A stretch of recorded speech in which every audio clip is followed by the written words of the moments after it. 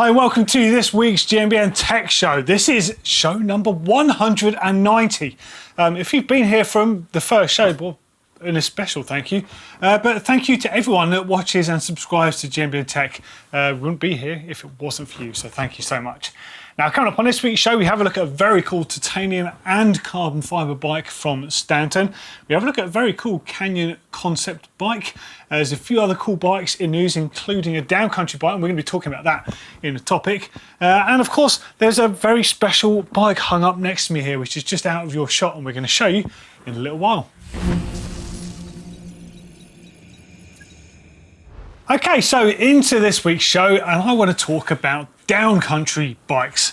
I'm sure a lot of you will have heard that term being used, certainly being used by a lot of marketing from a lot of bike companies launching bikes in this category.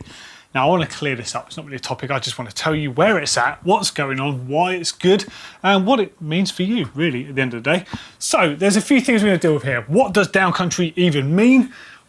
What the heck are the actual differences between these bikes, and who are they for, which is actually quite important because there's so many different genres of bike now in the mountain bike class that actually you could end up on the wrong bike for you, which in the case of a downcountry bike, a true downcountry bike, might be a really bad choice for you. So stay tuned. In the meantime, here are some shots of the Canyon Lux Trail that we're going to be talking about in news.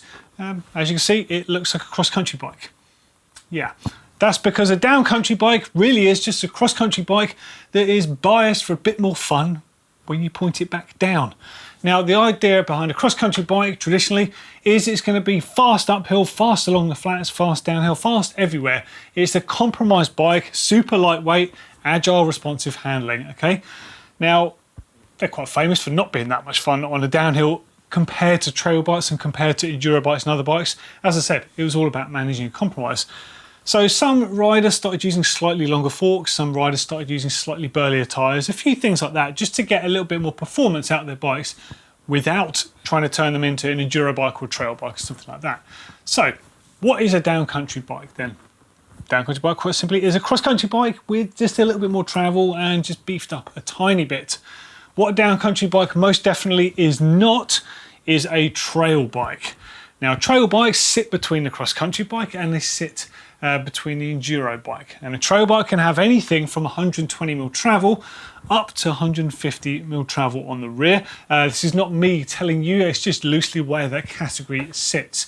Anything over that in wheel travel really fits in more the all-mountain stroke enduro format. In case you're wondering about that, all-mountain really is the format of what these bikes are. Enduro is like the racing format of that, but some people call them enduro bikes. So another confuser there for you. So what are the differences then?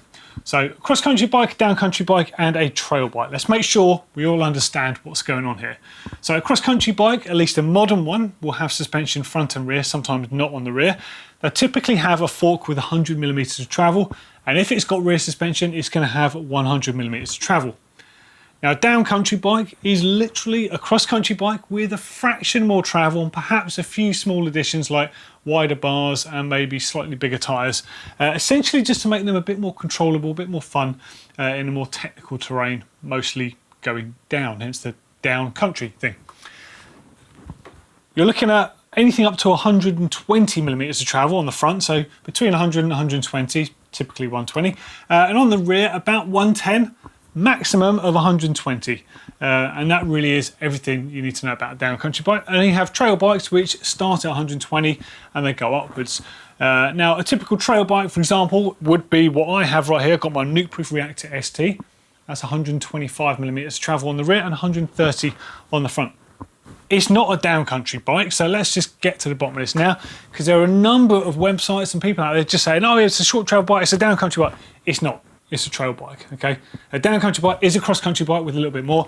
That is most definitely not a cross-country bike. It doesn't weigh anything like a cross-country bike. It is much heavier. That's not a bad thing because it's fit for the purpose it's intended for. It's designed to be short enough travel that it feels responsive and you can feel the terrain of what's going on, but it's strong enough that you could thrash the pants off this thing. If you were to ride a genuine downcountry bike the same way that you can ride a bike like that Reactor or the Transition Spur or the YT ESO, any bikes in that category, you're going to wreck a downcountry bike. That's not really what they're designed for. So who exactly is a downcountry bike for? So I've written a few notes to myself here. They're aimed at racers that perhaps need a bit more help when it comes to technical terrain, or perhaps to keep up with the more technical terrain you're starting to see in XC and XCO, like the World Cup courses. Now, Scott have recently announced their latest version of their cross-country bike, which has 120mm travel front and rear. They're marketing it as a cross-country bike, but technically it fits into downcountry because it's still a cross-country bike. It's still a super lightweight bike, and probably most importantly, as with all cross-country bikes and probably all genuine downcountry bikes on the market, there'll be a weight limit on them. You don't really get that with trail bikes, you don't get that with enduro bikes because they're designed to just be thrashed day in, day out. The lightweight category, they have to have a system weight limit. That refers to the weight of you on the bike with all your gear on, your rucksack, all the stuff you carry with you, and the weight of the bike. And quite often the maximum weight will be like under 250 pounds. So if you're a big guy, I mean, I'm about 200 pounds, give or take. So you've only got to do the math to add up, like I couldn't carry much stuff on a downcountry bike and fit within that category. Yeah, so you do need to take these things into account. Now, what sort of racer would want them? Perhaps not all people racing the cross-country World Cup would want them. Some riders definitely would take advantage of the technical ability that they're going to have over a regular cross-country bike. But let's face it, they're really designed for things like the BC Bike Race or the Cape Epic, something where you're just riding for longer and you're riding more demanding terrain, but you still have to have a very lightweight and agile bike. That's exactly where they sit. You could say that they're marathon bikes as well. Again, it's a made-up marketing term, but it does, let's be fair, help you identify what the bike is good at. It's a cross-country bike that's just a bit better at going down, a bit more fun. And from my perspective, I really want one because of the fact a cross-country bike is actually my favourite type of mountain bike to ride, and I've always run a tiny bit more travel on front and a wider bar for a bit more control that I can't get on a cross-country bike. And I'm not trying to ride it outside of its intended purpose because I'm still running it in clips. I often wear Lycra and I'm proud of that. I'm not ashamed of it like many people are. And I'll be running the super lightweight tyres. I want it to be a lightweight bike. So actually, downcountry bikes really appeal to me for the way I like to ride. But would I get rid of the nuke-proof reactor or a bike in that class if we didn't use nuke-proof? No, definitely not, because I've always loved a bike that you can abuse, but I can feel the terrain. It's probably why I prefer the trail bike category to anything. If I could only have one bike, it would be from that category because it's fit for purpose. I could do an uplift on that, but I can also, if I really wanted to, put some mega lightweight wheels on it and I'd get away with doing some racing on it, but it's not a downcountry bike. Does any of what I've just said make any sense? Hopefully you can identify what's different between a cross-country, a downcountry and a trail bike. So if you're confused, get involved in the comments and let us know. Okay, so let's jump into news now, and first thing in news is the Canyon Lux Trail has just been announced. So the Canyon Lux is a cross-country thoroughbred bike. The trail moniker on the end of here should sort of give you a little name indication of what they think the bike can do. Now, make no mistakes, this isn't a trail bike like we've just been talking about. This is really sits in the downcountry category.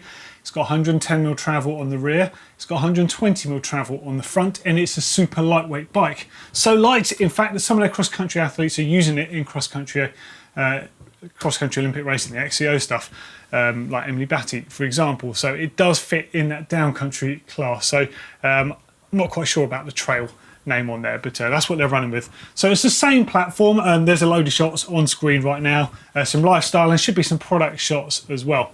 So it's the same platform and outline as we already know, but look at it a little closer and you can see the fact it's got a slightly longer front end on there. It's about 20mm longer, give or take, per size, which means you can reduce the stem length by that amount, as you can see in the shot. Now, it's got their triple phase suspension system, which is essentially a single pivot with a linkage to drive the shock, and it uses the flex between the seat stay and the chainstay there in the back end. And I can tell you, it does work really well.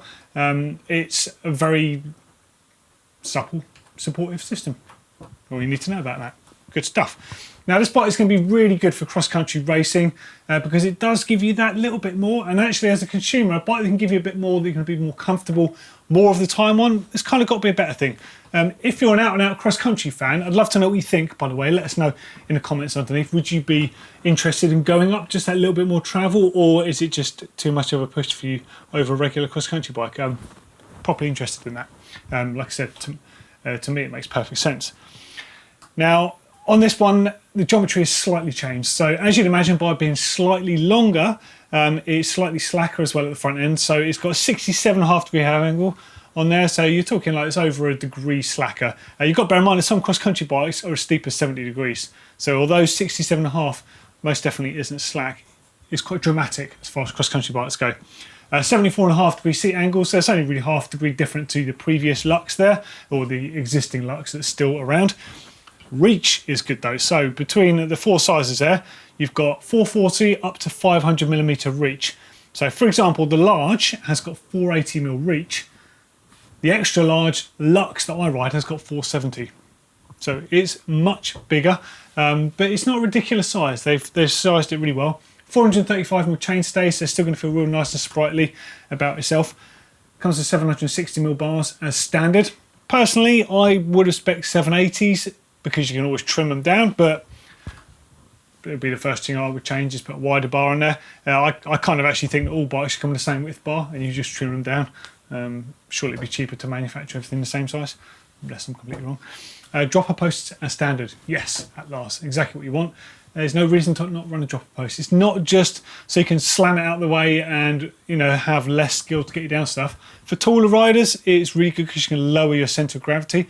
For shorter riders, we've got problems with clearance. It's equally as good. So arguably a dropper post is one of the best things you can put on a bike. 30mm internal rims are standard, which gives you the support for a bigger tyre.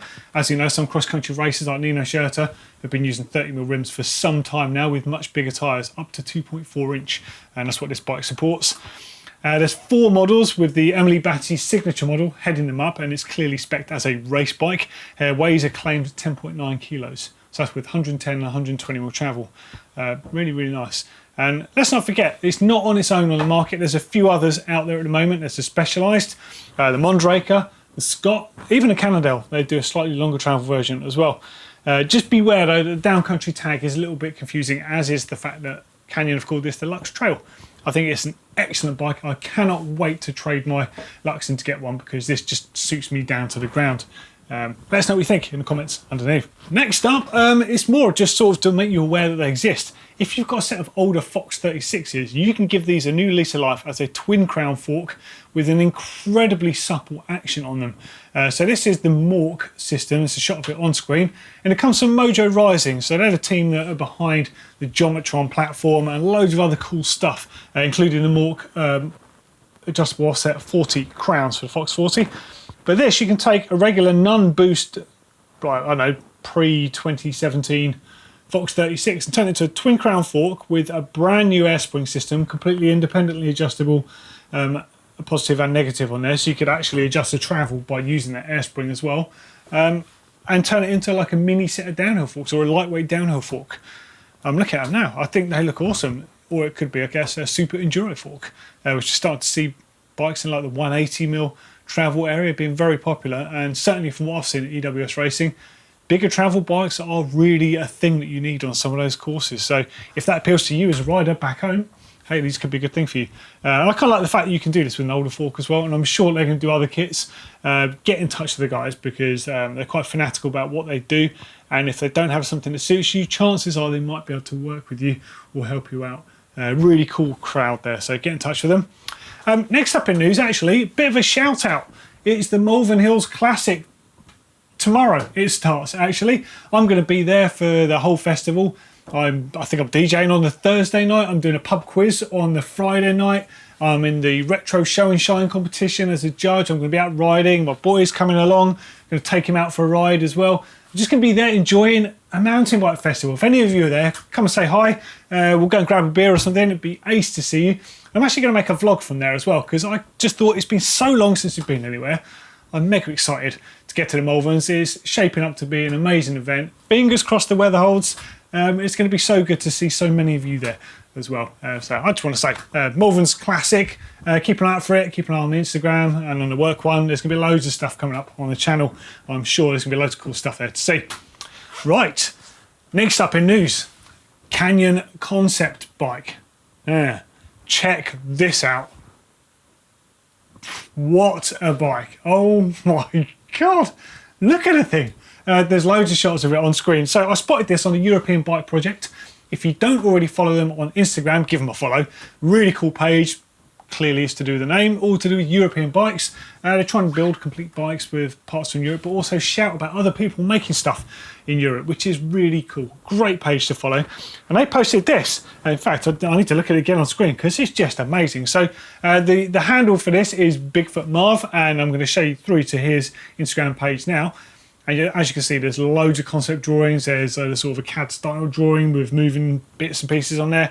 Man, look at the thing. So it's a carbon concept enduro super enduro gravity style bike using a pinion gearbox, a high pivot there, carbon frame design. I mean, look how neat the head tube is there, almost an integrated style system.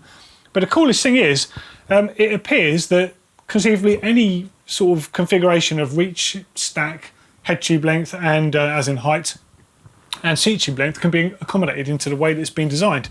And it looks like this one here has 64.5 degree head angle on there, 492mm reach, so it's probably a very big large at that, and stack 623, which is less referred to, but does give you an indication of your position on the bike. I mean, man, this thing looks unbelievable.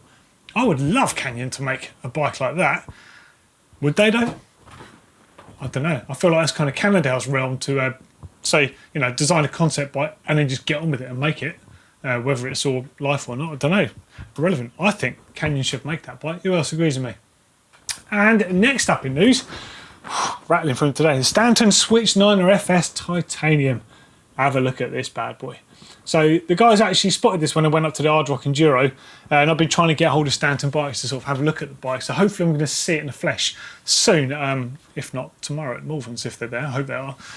But have a look at this bad boy. So there's 140mm travel on the rear, 160 on the front. It's a 29er. It's got a front triangle made from titanium, which in itself is just a beautiful material. If you've never ridden a titanium bike, try and ride one at some point. They've got a very different ride. In fact, everyone, if they get the opportunity, should try and ride a bike made of different materials. Try and ride a steel bike, a tie bike, an alloy bike, and a carbon bike. And if you have similar bikes, just say hardtails for argument's sake, you will definitely notice ride attributes that are really different between them. Steel can feel quite resilient and springy, but also if it's got thicker steel in certain tubes, like the down tube, it can feel quite dead. So it's a real mastery to make a bike feel good. A lot of bike brands that are clued up will use a springier metal down tube, something a bit more high quality like a Reynolds 853 or something, and have other steels in different places for different feel. But titanium has a totally unique feel. At a glance, first riding one, you could say it feels a little bit like steel, but just better. It feels springier, it feels more resilient. It's just got such a wonderful feel to it, like almost magical, very strange. But titanium is not necessarily the best material to make with because of the fact titanium you have to mix it with the amount of alloy. It's got a load of flex in there. It's the flex that makes it good, but also it's the flex in it that makes it bad for certain bike designs like full suspension. So they've actually put loads of lateral bracing on this bike, but they've got minimal weight gain because of the material it's made from. So they've kind of offset that. It's quite cool. Now, like I say, it's got the ride that only titanium bikes can offer, sort of that mix of compliant, stiff, and springy and agile, just magical. But out back, they've gone for a carbon fibre rear end. So making the most of the weight gains they've got on the front end there, and also the weight gain you get with carbon, you can go for a very stiff back end and keep the weight down. So this is good. So it's made from pre-preg twill with unidirectional fibres, and what they say is the optimal ratio of stiffness and weight reduction. The upper linkage on there has been designed to eliminate the flex that you can basically damage a shock with. The sort of thing you do see on quite a lot of single pivot bikes. Any suspension tuner will tell you about the damage you get when you get the binding on the inside of a shock. I mean, it won't be as much as that, but a small amount over a lot of time, over a lot of oscillations as it's moving backwards and forwards, not a good thing. So ideally, any flex in the frame shouldn't have anything to do with the shock, and the shock shouldn't be structural in the frame or forced to be put in a position that makes it structural. So by making their frame as stiff as they say, they should be onto a winner here. It looks really good. It's a twin-link suspension system on the back, so they can tune the ride qualities the way they want them. They say they've got quite a lot of anti-squat on here, which essentially means it's not going to bog down under hard pedalling, and if anything, it's going to stand up a bit. So brilliant for climbing, exactly what you want. And they say the kinematics offer a 2.2mm/1 ratio at the start of the stroke, so super supple, and then further through the travel it goes to 1:1 ratio there. So technically, what does that mean for you? It means you can run a core shock on there, and it means you're going to be running a large volume shock on there to get a similar feel. So you can actually tune the way you ride that, the way it feels a bit more as well, and benefit from that. So great stuff. Now this one doesn't have geometry, they have not told us geometry, but the steel version, the bike that's already available, has 4 sizes with reach from 420 to 495mm, so bang on point. Head angle 63.7, mega slack, 76-degree seat angle, nice and steep, and a 445mm back end. All looks awesome to me.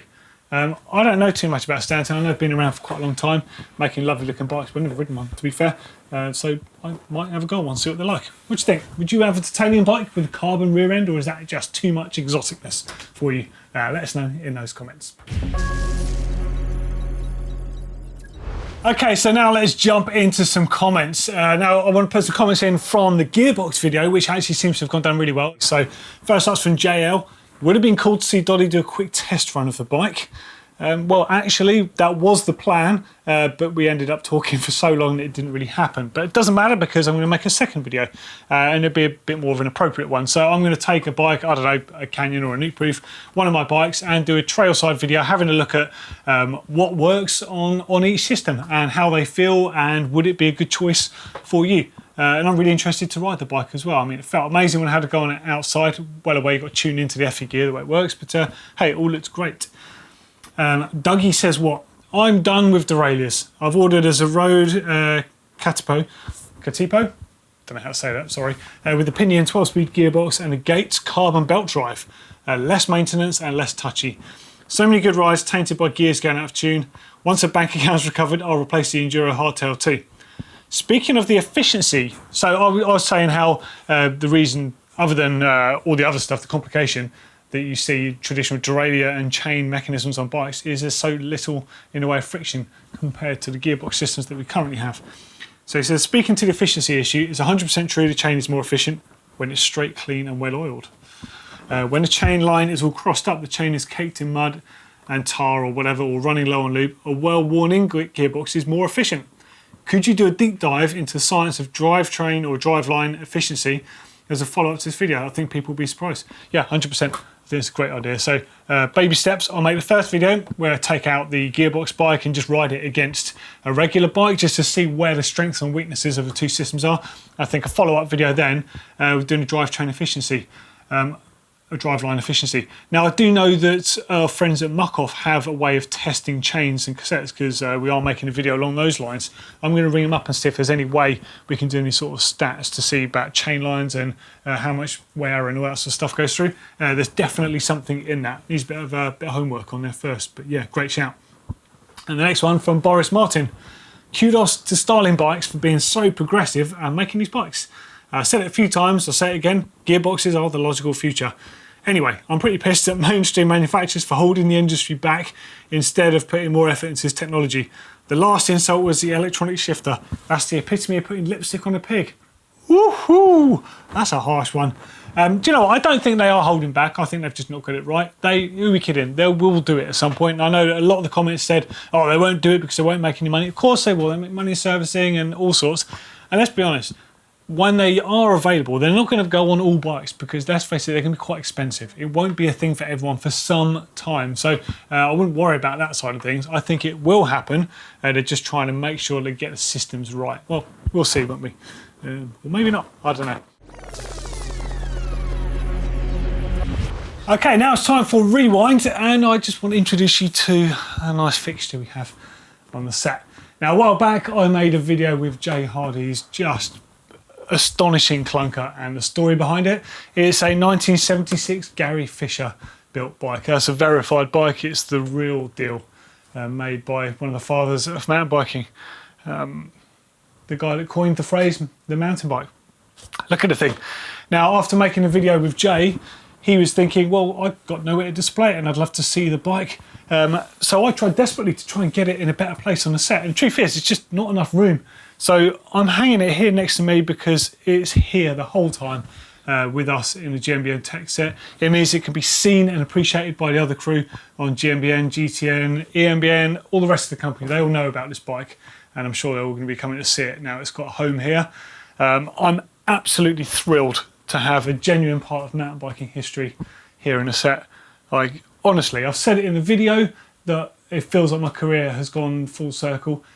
If that was the last video I made at GMBN, I'd be pretty happy with that, because it was a really close one to me. Yeah, feels really special. If you haven't seen that video, please do watch it. The story of how Jay came to possession of that bike itself is incredible, let alone the fact that the bike was exactly the same as how Gary Fisher built it in 1976, but all the stories of the books that surround it, all the hype. Let's face it, what we ride today came from bikes like that, and that bike was the first one, or perhaps the only one, pre-Mountain Bikes, the brand, in 1980 to make it out of the USA. It arrived in, so it's technically the first exported mountain bike. It arrived in the UK in 1977 with the owner, Richard Grant. What an incredible piece of history. I want to say a huge thank you to Jay for trusting me to look after your bike. Jay has not given me the bike, it's still his bike. We're just going to proudly have this as part of the set for the time being. I just think it's an amazing bike, and if you've got any questions about the bike, please do ask, because I'll happily make another video on it, because since I made the video with Jay, a load more information has come to light about what that frame actually is. Now, I actually said in the video it's based on a Schwinn Excelsior, which most of those frames were, because to quote Charlie Kelly, he said making clunkers was a bit like the hot rod movement. It was just loads of stuff lying around, so you just use what was there, and the Schwinn frames were quite common until they used them all up, there was. But it's looking more and more like this particular frame might have been one of the only ones that Gary Fisher turned into a clunker that wasn't a Schwinn, which makes it even more special. So we can dive into that again. Maybe I can do an ask around this bike at some point. I'll happily take it into the dirt shed, get it on prime view, drop out the background and stuff, make it look really nice. But it's awesome stuff, and I just wanted to tell you about it. And also, off the back of chatting to Charlie and Gary on that video, chatting to Charlie, we had a load of Fat Tire flyers turn up for the post. I framed one to put up there because it's a beautiful cover, and it's a really cool magazine. If you're interested in getting hold of any of those magazines, go to Fat Tire Flyer Europe. Their Instagram page is on screen right now, and I believe you can get hold of them in limited quantities.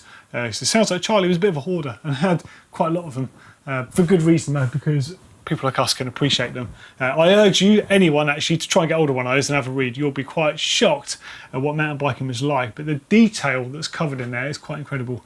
Really cool stuff. But once again, massive thanks to Jay. And actually, thanks to Gary Fisher for making a flipping thing in the first place, because without you doing that, I wouldn't have a job in this, and I wouldn't have just a huge part of my life to do with something as cool as mountain biking. So thank you. We're out of time now, so that's the end of this week's show. Got a hectic few weeks ahead of us here on GMBN and GMBN Tech. There's loads of stuff going on suddenly. So I'm at the Malvern Hills Classic tomorrow. I'll be there all weekend, hanging out, riding bikes, taking photos, looking at cool tech. Then I'm going straight to Eurobike, Friedrichshafen in Germany, looking at loads more tech there. So there's going to be a Wednesday, maybe a Thursday and a Friday video, depends on what there is and what the facilities are at that end. Then we've got Tweed Valley EWS coming up. We've got Cios to Girona. It's all go suddenly here for us on GMBN and GMBN Tech. As always, get involved in the comments, leave us some feedback, and thanks for watching, really. Thank you for watching. See you in episode 191. Ta-ra.